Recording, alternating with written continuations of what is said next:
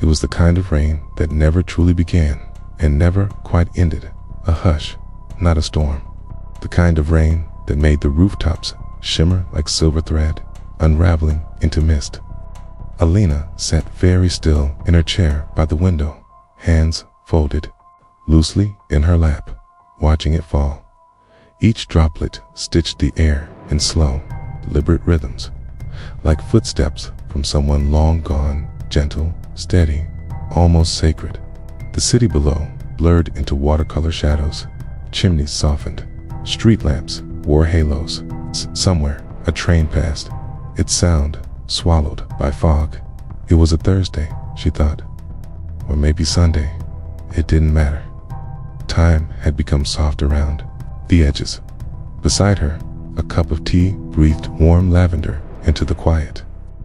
The scent floated up like a memory she couldn't quite place. Childhood, maybe, or the linen closet in her grandmother's house. She cupped the mug in both hands, holding it close to her face, letting the steam kiss her skin. The tea had gone cool, but she didn't mind. It wasn't about drinking it, not really. It was about the stillness it brought. Ceremony of staying, a moment she could belong to. She exhaled slowly. The room, small and book-lined, exhaled with her dot above the bookshelf. The old wall clock ticked faintly. It had stopped ticking the day she went under on the operating table, when everything blurred into white silence. It had been still for weeks, and then, one morning, without anyone touching it, the hands began to move again. Just started, as though time, too, had needed to rest, as though it had paused with her, unsure if it should carry on now. Its tick was a hush between raindrops, not loud, not sharp, just a soft tapping, like the world gently knocking to remind her she was still part of it. Alina pulled her blanket tighter, a thick, worn thing, the color of faded pine needles. It had once belonged to her father. Key. Or maybe it had just always been there, on the back of the couch, waiting. A book lay across her lap, its pages marked by the soft curve of her poem. She didn't remember where she'd left off. The words swam. Now, not unreadable, just unnecessary. She touched the paper, the edge of the spine, the stitched binding. It was enough to feel the book breathe beneath her fingers. Stories didn't always need to be finished. Some were only meant to be held. Outside, the world had vanished, swallowed whole by a thick, pearled fog. Trees bent gently, their leaves slick with rain. Across the street, the cafe's neon sign blinked through the gray like a lighthouse. There was a strange peace to it, this unknowing, softened view of things. The horizon blurred into sky, and sky into water. No beginnings, no ends. Alina leaned her head against the window, and the cold glass welcomed her like an old friend. She could almost believe the world was holding its breath just for her. No one had come to visit today, but she didn't mind. There were gifts that arrived in silence. A heartbeat, cup of tea, ticking clock. She watched a drop of rain trail slowly down the pane, tracing its own story in her chest. Her heart answered quietly. "Still here," it said. "Still here." Alina closed her eyes, the lavender still in her lungs. The world tilted slightly. The clock ticked on. She didn't yet know that someone, a stranger, had paid her hospital bill, that a kindness given without name had bought her this silence, this moment, this cup of tea. But somehow, in the hush, she felt it. A presence, a hand unseen, a small, unspoken miracle. And with it, the strange and steady sound of a clock that had once stopped. A window draped in ivy and light. Alina. His apartment sat like a forgotten bookmark above a dusty old bookstore, wrapped in ivy that curled over the bricks like it was trying to remember something. In the mornings, golden light poured through the tall windows, catching on teacups left out the night before. The ivy, too, seemed to lean in, as though watching her gently move through her routines. Her fingers brushed the kettle, The radio whispered violin from somewhere far away, and the world stayed hushed, like it didn't want to wake her. Here, time did not pass in hours. It passed in cups of tea, grown cold, in pencils worn down, 2 nubs in moths, tapping softly at the glass. Her sketchbooks lay open on every surface. Pages were filled with half-remembered places. A narrow street vanishing into fog. A pair of hands, wrinkled and kind. A doorway that looked like it led to a memory. She never used references. She didn't need them. What she drew were moments she missed, even if she wasn't sure she'd ever live them. There were no faces, only feelings shaped into form. An ocean to still, a window just barely ajar, flowers cradled in a forgotten vase. She drew the things people never say out loud. It had been an ordinary Thursday. Rain misted against the glass. The steam from her tea curled like a question in the air. She had been drawing a child's boots, left at a threshold when her chest fluttered too sharply. Not pain, not at first, just wrong. Like something had let go inside her. Something that had always been holding her quietly in place. Her pencil slipped from her fingers. She didn't feel herself fall. Only the light shifting, blurring like a curtain pulled across the world. When she opened her eyes, the ceiling above her was white, too white. Sheens whispered around her. She wondered if she was still in the drawing. She remembered little of the hospital, just the soft blue light that lived in its halls. It was the quietest place she'd ever been. The beeping of monitors marked time in a language she didn't speak. There was a nurse with dark hair who hummed, always the same lullaby, something wordless but tender. Alina didn't ask questions. She simply listened. Her body healed slowly. Her heart had betrayed her, they said, a rare defect, a quiet flaw. You were lucky, they told her, again and again. She didn't feel lucky. She felt unwritten. After she returned home, nothing quite fit anymore. The furniture felt taller, the light more delicate, as if the walls had held their breath while she was gone. She tried to write letters, one to a client who still owed her a payment, one to an old friend whose last message she had never answered, one to her aunt who would likely send a recipe back instead of a reply. But the words grew tired too fast. She folded them gently into envelopes, never sealed, never sent, small offerings, quiet evidence of having tried. Her walks to the corner market became her only ventures into the world. The man behind the counter, who wore a faded maroon apron, always asked how she was, too cheerfully, too carefully. He bagged her fruit with gentle hands, like she might be made of paper. She only nodded, said thank you, and walked home with her breath shallow and her ears full of quiet. Sometimes she imagined her reflection passing her on the way back, looking more alive than she felt. It puzzled her, the absence of the bill. Everyone warned her about the costs of emergency care. Thousands, her aunt had whispered over the phone. Maybe tens of thousands. But days turned to weeks, and nothing arrived. She watched the mailbox each morning, not with dread, just curiosity. And when the only things that came were catalogs and coupons, she folded them neatly and threw them away. She wondered if the hospital had made a mistake, or if maybe, just maybe, someone had made a choice, one she'd never get to thank them for. The seasons turned slowly. Her hair grew longer, her steps steadier. She lived softly now. Afternoons were for sketching, evenings for cinnamon tea, nights for reading the books stacked beside her bed. The outside world shrank to fit inside the apartment, and somehow it was enough. There was still a winter in her chest, but it didn't sting so sharply anymore. It was a quiet kind of cold. It's a kind that made you grateful for wool socks and warm mugs and inner drawings, soft lines and open skies. Something began to return. Not joy, quite, but something like light. Pages left unfolded, The drawer creaked softly as Alina pulled it open, the old oak swollen slightly from summer's damp breath. Inside, a familiar mess, receipts curled like sleeping leaves, folded, appointment slips, a paperclip tangled with a single strand of her hair. She hadn't meant to look today, but there they were, the old hospital forms, still bearing the scent of waiting rooms and antiseptic mornings. She lifted the receipt from beneath, a sketch she barely remembered drawing, a rowboat adrift in fog. And in the bottom corner, in handwriting that was not hers, the words unfurled like quiet birds, paid in full, an act of kindness, no name given. For a moment, the room felt stiller than before.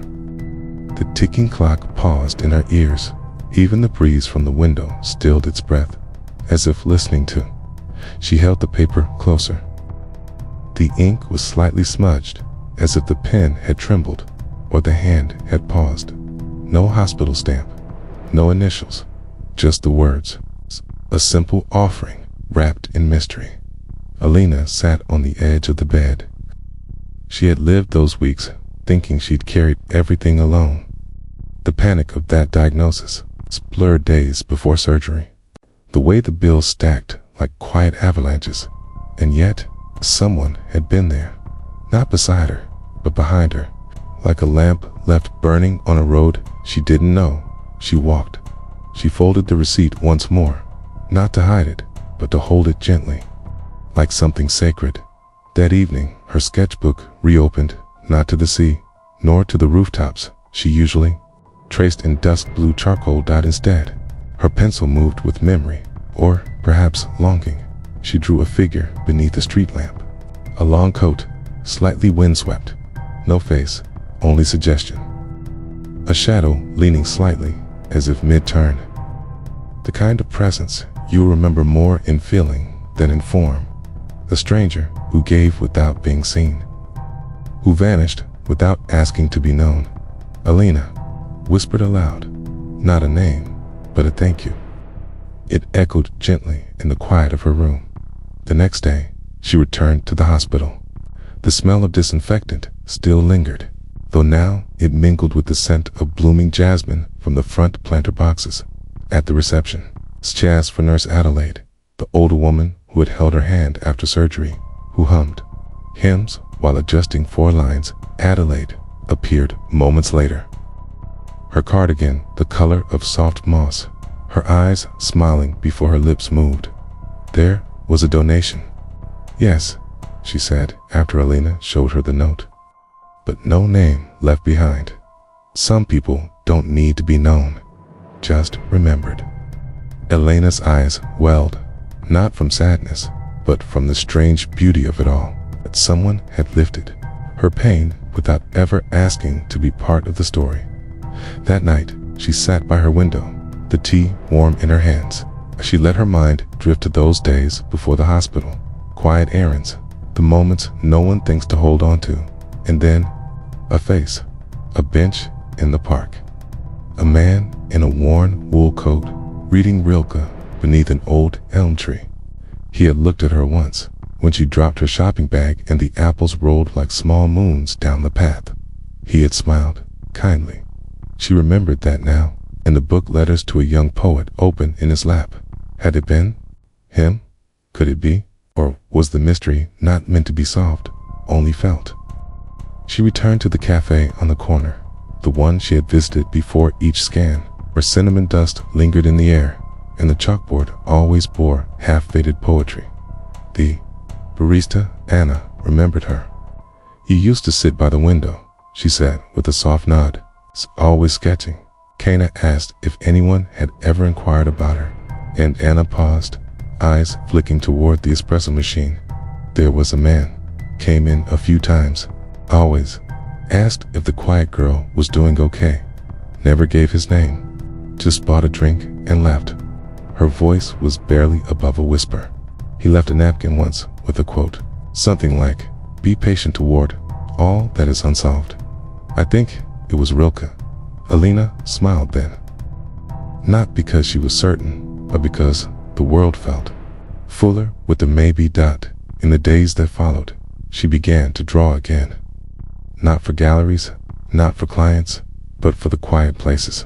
A pencil sketch of a bench, left tucked inside a library book, a lighthouse drawn in blue ink, folded and placed behind the flower pots near the hospital. A pair of hands holding light, slipped beneath a seat on the bus, none of them signed, each one a whisper. Thank you, she imagined someone, someday, finding one, feeling seen. Not knowing why, and maybe that was the point. That night, the rain tapped gently against the glass, like fingers spelling comfort. Alina sat beside the open window, the receipt resting beside her tea, the sketchbook open to the faceless figure beneath the lamp. She pressed her hand to her heart. It beat slowly, steadily, a sound she now knew had been held for her when she could not hold it herself. There were no more questions, only a sense of wonder, warmth, because someone had chosen to see her, and now she had chosen to see the world softly. In return, rain beneath the branches of spring, the morning arrives, wrapped in a silver hush. Rain traces soft lines down the window glass, each drop blooming outward like a ripple from an invisible pebble. The trees in the park bow slightly under the mist, green, solemn, and dreaming.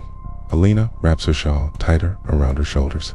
As she steps outside, her boots make no sound on the rain-darkened path.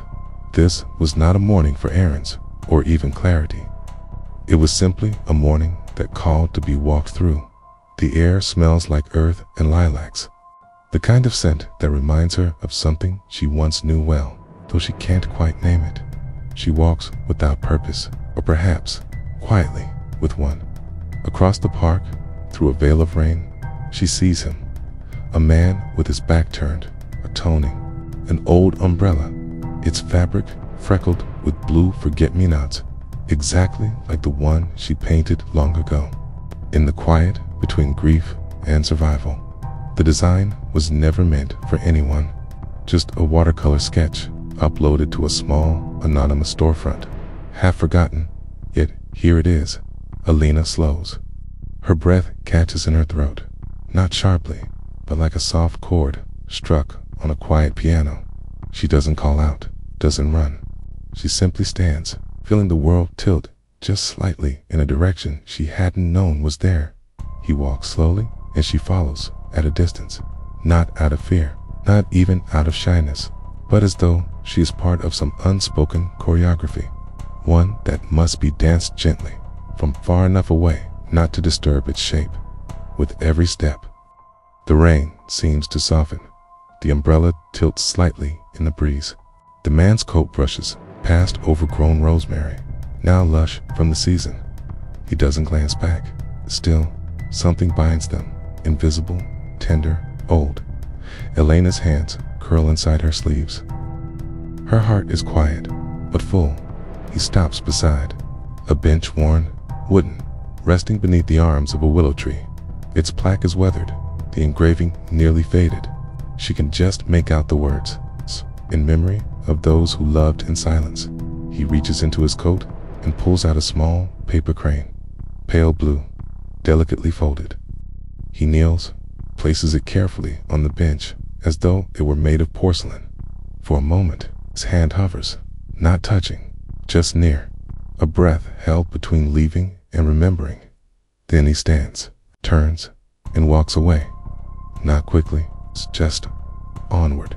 When he disappears into the mystic grove, Alina steps closer. The rain now is barely a whisper. The crane waits, untouched, at the center of the bench, its wings spread in stillness, its beak slightly bowed. She picks it up carefully, holding it like something sacred. Ink has bled softly into the folds.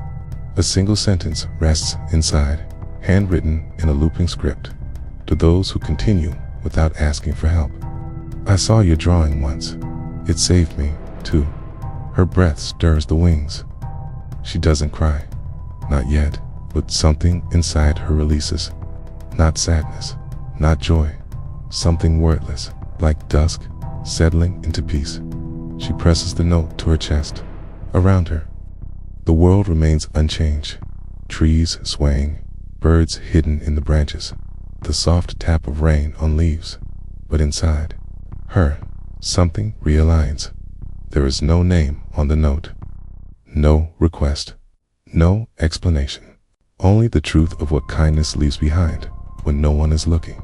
She imagines the stranger finding her drawing, some forgotten corner of the internet, and choosing to carry it forward, into fabric, into memory, into a moment like this. Gift returned without ever being asked for. That evening, the rain continues. Softer now, Alina sits by her window, tea warming her hands. She pulls out the old sketchbook where it all began. Pages curled, edges smudged with years. She finds it, the umbrella, the flowers, the soft blue bleeding into pale paper. Her fingers rest on the image, gentle as a whisper. He saw this once, she thinks, really saw it. She smiles, small, aching, a kind of smile that comes from recognition, from being chosen by someone you never knew was looking. She does not try to find him. There is no need. The moment was already whole, complete in its quiet grace. Two lives touched across time and silence, one act of unseen love answered softly by another. She thinks of lanterns passed through fog, of notes slipped beneath doors, of glances held across crowds. All the ways we carry one another without ever naming it. The tea is warm this time. The rain outside continues steady.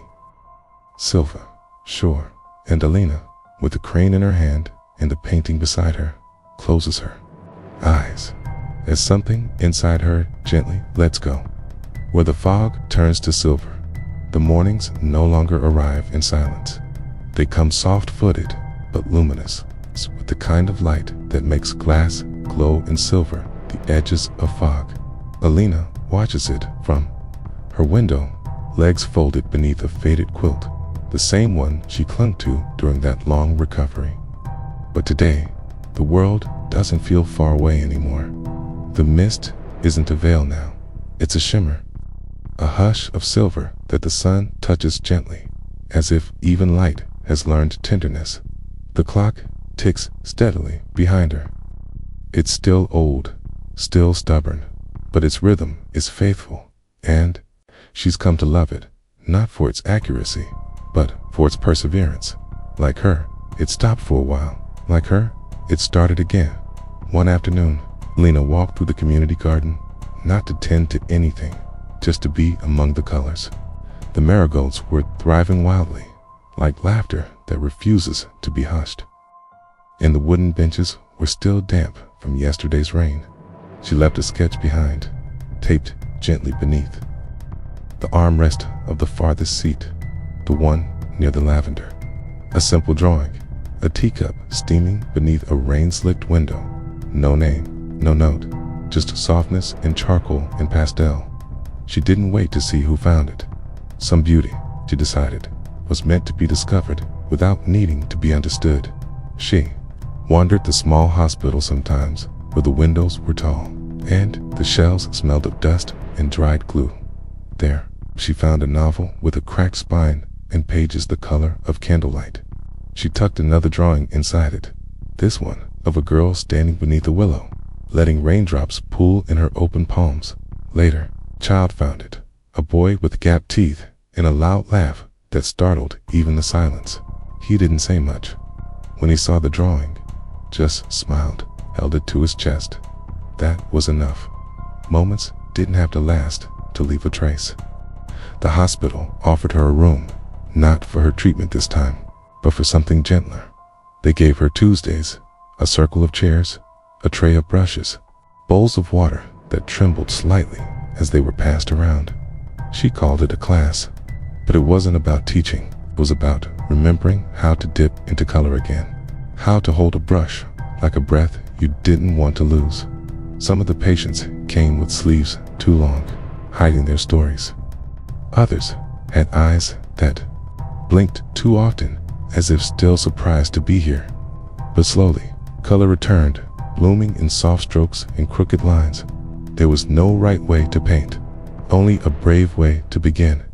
She was folding towels near the sink when the nurse touched her shoulder. A quiet hand, a pause that didn't rush.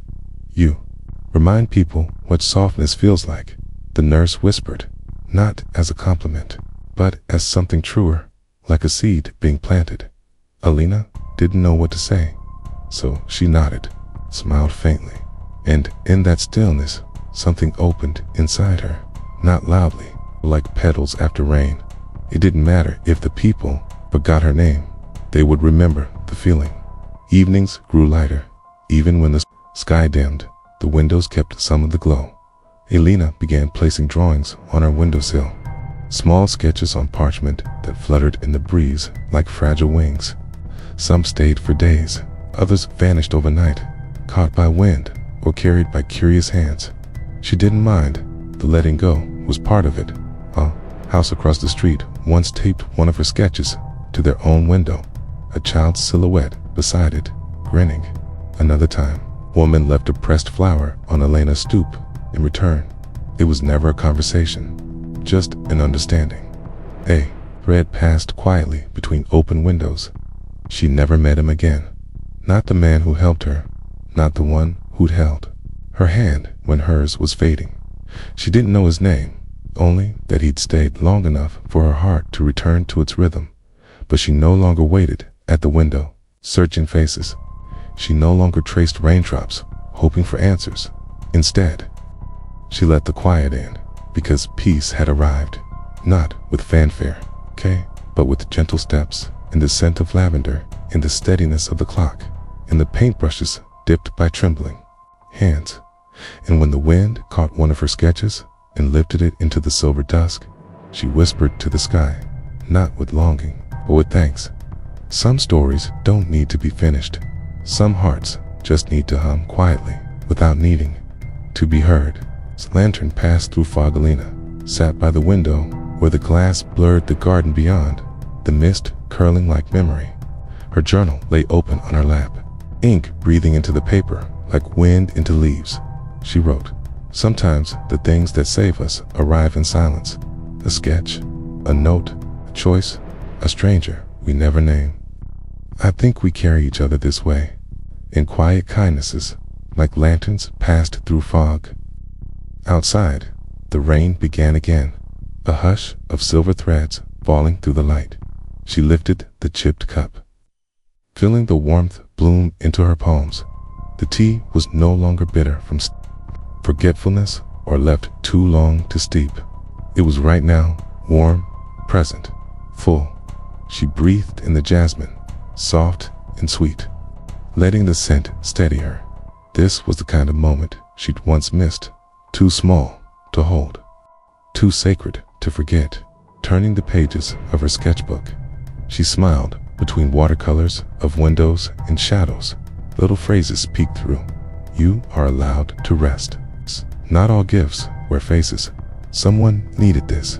Maybe you. They weren't written for anyone, yet they felt found. Each word was a hand extended through time. The soft ticking came from the hallway, steady. Unurgent time, once a storm, was now a tide. It didn't steal from her anymore. It moved with her. She closed her journal and looked toward the window, where her latest sketch leaned in the sill, a small lantern glowing inside a paper house, lit only with pencil and hope. A breeze nudged it, and then it was gone. She didn't chase it. Somewhere, someone would find it.